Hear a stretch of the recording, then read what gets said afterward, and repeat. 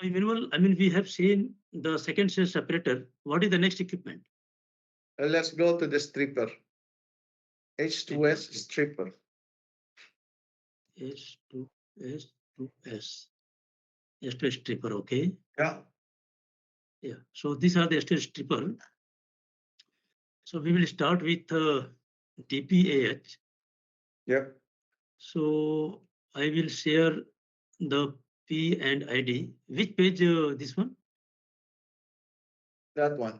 This one. Trooper, yeah. So we will start from the DPAH. So the DPAH is 70901. 70901. 01 on the right side. Yeah, Right this. side, you go down Yeah. the middle of the tray. Sorry, the vessel. Yeah, this one, right? That one. Yeah. Okay.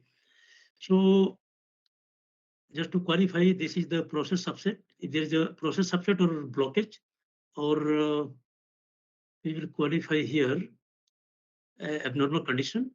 Yes. And this is definitely a valid one. A likely cause of alarm. What is the cause of alarm? If there is a differential or blockage, what is the cause of It's a tray.